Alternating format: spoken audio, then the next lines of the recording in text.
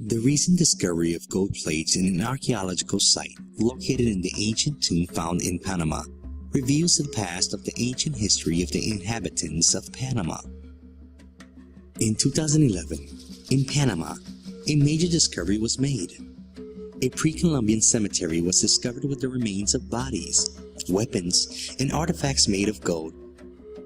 The excavation that took place discovered several tombs in multiple levels bathed in gold, making the discovery one of the richest discoveries in America. An analysis of the tombs suggests that the society to which these individuals belonged was following a form of hierarchy organization. Archaeologists first discovered the remains of a chieftain covered in embossed gold breastplates, arm cuffs, bracelets, and a belt, as well as more than 2,000 small spheres, arranged in a way that suggests that they were used as a part of a sash.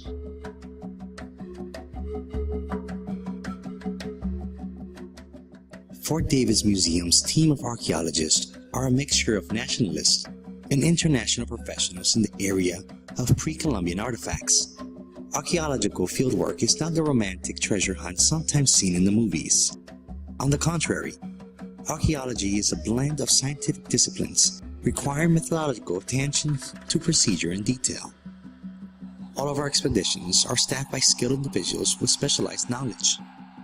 The archaeological team from the Fort Davis Museum is experienced excavators and specialists dedicated to the discovery of ancient historical relics that contribute personally to the recovery and preservation of our past. The success of an archaeological expedition depends, to a great extent, on the excavation team. Organization is a key factor in the smooth management of the work schedule, and the field director must be able to depend upon the responsive and responsible staff.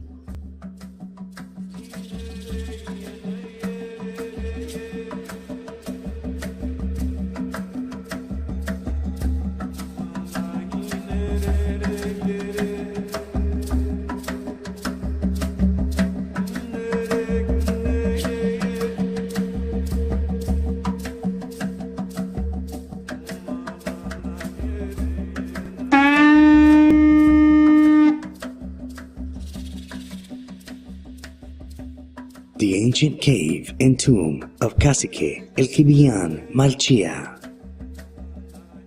The amazing story of the discovery of the ancient tomb of Cacique Malchia began when Marcos Montezuma, a young Nabe man, was digging a pozo, water well, on a hill and hit a carved rock in the shape of a rectangle slab.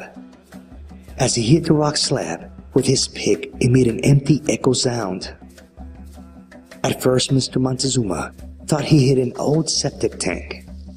He then used his pick to pry open and lift the open rock slab to expose what was unearthed, and to his amazement, he found the tomb of the Cacique Malchia.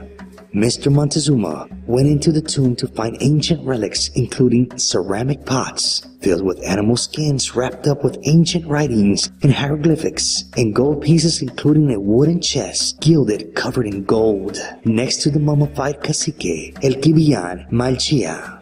After Mr. Montezuma told his friends and families of the discovery, and he reported it to the authorities.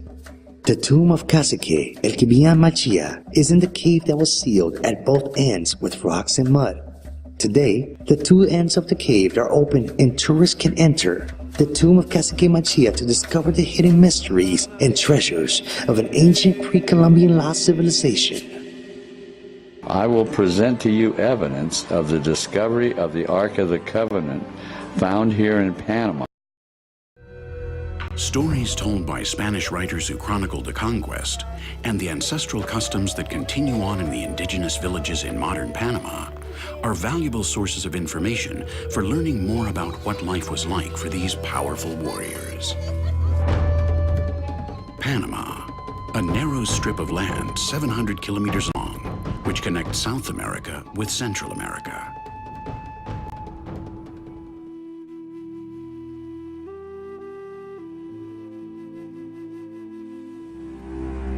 3,000 years ago, in the holy city of Jerusalem, King Solomon ordered the construction of a magnificent temple. Its purpose was to house one of the holiest objects of the Old Testament faith, a golden chest known as the Ark of the Covenant, and the stones on which the Ten Commandments were reputedly engraved. For centuries, the stones lay safe inside Solomon's temple, but then, inexplicably, the chest and the stone tablets disappear from history. How and why they were lost is one of the greatest riddles of the Bible. I'm absolutely sure that I know where the contents of the Ark are.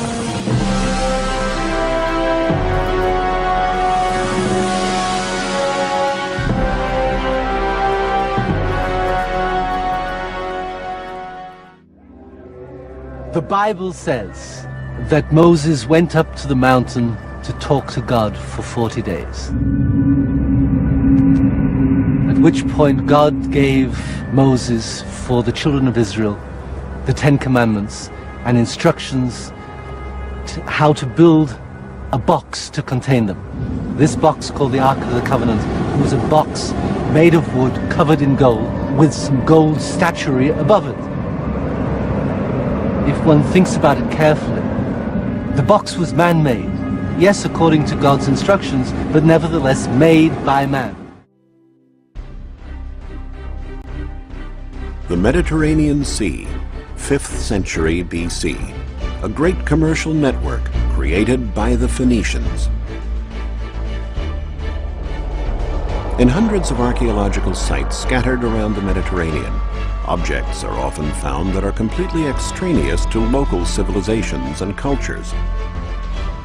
An Egyptian amulet in Greece, a Greek vase in Africa, a huge multitude of goods moving from one country to another and another had to be transported and traded in some sort of systematic way. And it is the Phoenicians, with their tall headdresses, their formidable ships, their skills in trading, and their courage on the high seas, who made a name for themselves in this pursuit. We'll see how the Phoenicians took on a diverse civilization of cultures and wove them together to become the undisputed lords of the sea.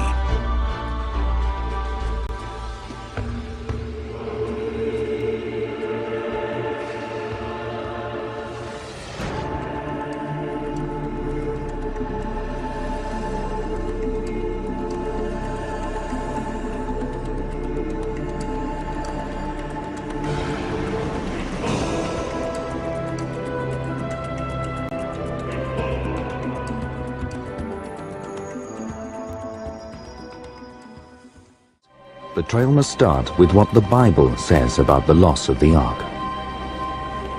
What is quite startling is that there is nothing in the Bible that explicitly says that the Ark disappeared. It seems to just fade from history. And they shall make an ark of acacia wood. 2.5 cubits shall be its length, 1.5 cubits its width, and 1.5 cubits its height. And you shall overlay it with pure gold. Inside and out you shall overlay it, and shall make on it a moulding of gold all around. And you shall put into the ark the testimony which I will give you. You shall make a mercy seat of pure gold. 2.5 cubits shall be its length, and 1.5 cubits its width. And you shall make 2 cherubim of gold, of hammered work you shall make them at the 2 ends of the mercy seat. Make 1 cherub at one end, and the other cherub at the other end, and you shall make the cherubim at the 2 ends of it one piece with the mercy seat. And the cherubim shall stretch out their wings above, covering the mercy seat with their wings, and they shall face one another. The faces of the cherubim shall be toward the mercy seat. You shall put the mercy seat on top of the ark, and in the ark you shall put the testimony that I will give you. And there I will meet with you, and I will speak with you from above the mercy seat, from between the 2 cherubim which are on the ark of the testimony, about everything which I will give you in commandment to the children of Israel.